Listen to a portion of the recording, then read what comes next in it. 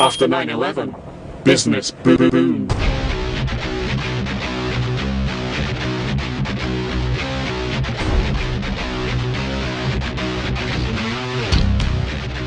Blackwater is a sleek, glossy, fast-moving sports car in the world of private security companies. Blackwater is one of the largest and most conspicuous security firms in Iraq, staffed largely by retired U.S. military, including former members of the Special Forces. They started off as a training facility. They offered range space, they trained sportsmen, they sold target systems. 5 years ago, they were just about to go under, and then this Iraq war started. Business boomed.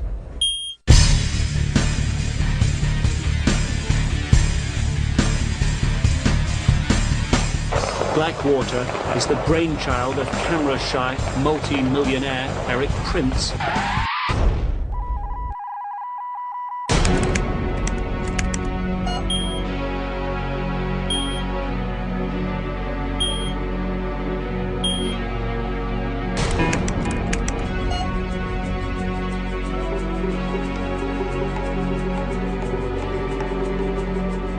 Eric Prince is the son of a wealthy industrialist who made his fortune with the lighted visor for cars.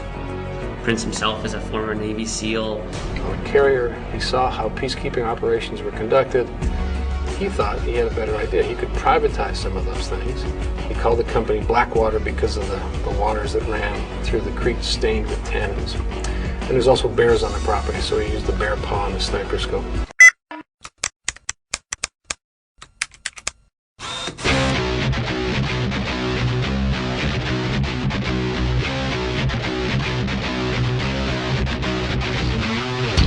Eric Prince, the owner of the company's family, has long been well connected. They have access to a lot of Republicans that are in the Senate and House, and probably to the president. You know, the family's kind of well known for backing kind of conservative causes. A big Republican contributor whose company has won more than $80 million worth of contracts from the U.S. government.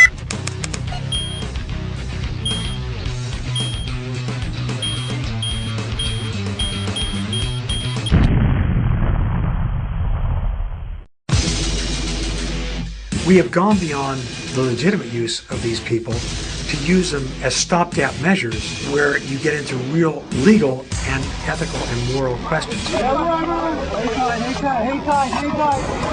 all these fuckers right here. A convoy of Blackwater vehicles passed the vehicle. And the first one kicked it off the road, and the last one, as it passed it by, shot the man in the vehicle and put 100 rounds roughly in the vehicle. Turned out the man just finished dropping off his two sons at one of our bases, Taji, because they were part of the Iraqi National Guard. So there's a certain amount of irony in that, because obviously the man was not a threat. The contractors were not under the control of the military. They were given far greater latitude, and they were allowed to do whatever they want. Certainly that did not do much for the American image. That did not win the hearts and minds of the Islamic community. Fucking niggers.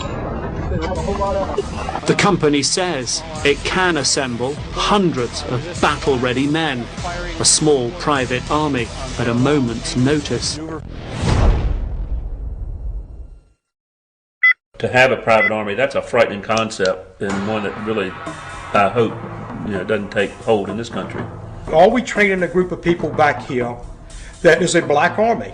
Such a possibility of being so out of control with no checks and balances, there's just no limit to what could happen with that kind of organization and with the kind of training that they have.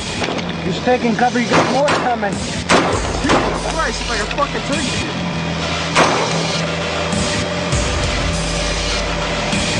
Dozens of families fought hard to keep Blackwater USA from building a new firing range less than 2,000 feet from their backyard. Blackwater USA, based in Moyock, North Carolina, wants to expand. They've just built a brand new headquarters. 8,000 square feet in the original building, 64,000 square feet here. Blackwater has recruited key individuals from the government, and now Blackwater is getting key governmental contracts. You do the math.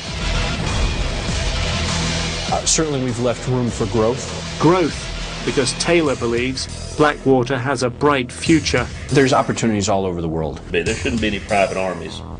That's just asking for trouble. When we express our concern to the commissioners, then they turn around and call us unpatriotic. And we're patriotic to the core. They're not going anywhere. They've gotten too big and they basically do as they please. Wartime demands allow them to expand. Wartime demands allow them to expand. Wartime demands allow them to expand.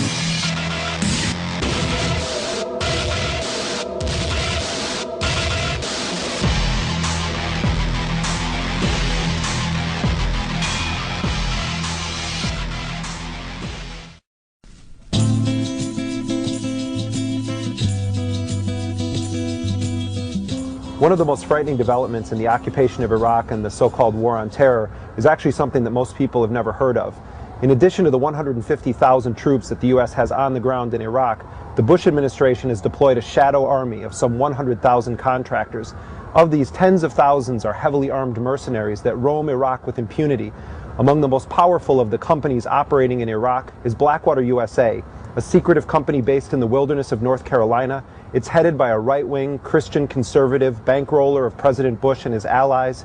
And Blackwater envisions itself as the FedEx of the national security apparatus. But the reality is that Blackwater has become a prime player in the war on terror, and nothing short of the Bush administration's Praetorian Guard. Cover, you got more coming. Jesus Christ, it's like a fucking turkey chick.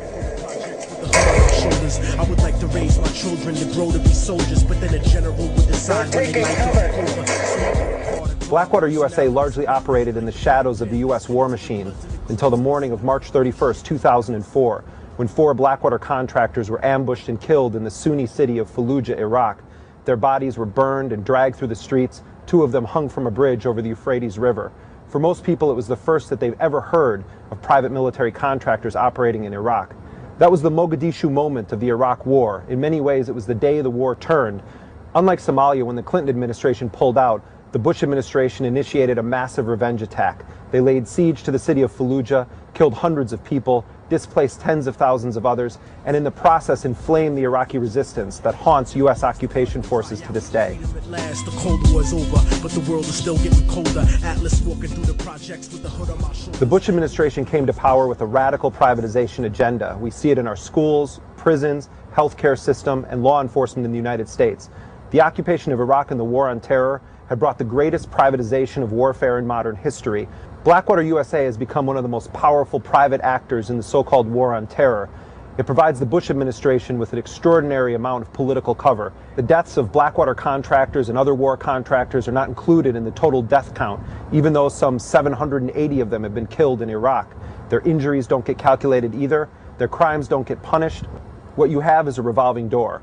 Blackwater and other companies benefit the Bush administration, and in turn the Bush administration and its Republican allies in Congress have shielded these military contractors from any effective oversight, any effective accountability, any effective legal system. Their operations are shrouded in secrecy, and people in Congress find it almost impossible to get information about Blackwater and other companies' operations. And we know virtually nothing about this. We think about 40 cents of every dollar goes to private military contractors. We think about 800 of them have been killed in Iraq, but we don't know that. They're not even counted. And we think there's about 25,000 to maybe 40,000 engaged in military activities, in combat-related activities, but we don't know, and we can't find out.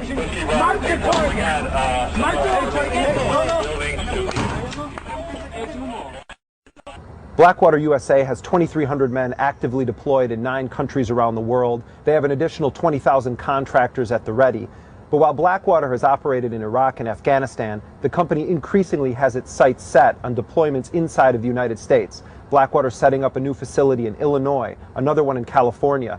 I was in New Orleans in the aftermath of Hurricane Katrina, and I saw Blackwater mercenaries speeding up and down the streets in unmarked cars, heavily armed with M4 machine guns, flak jackets, other weapons strapped to their legs. And when I talked to the Blackwater guys on the ground and asked them what their mission was in New Orleans, they said they were there to confront criminals and stop looters. To have mercenary companies which have operated in Iraq, Afghanistan, and elsewhere in the war on terror, essentially declaring themselves above any effective laws, now deploying on the streets of U.S. cities, should be seen as an ominous threat.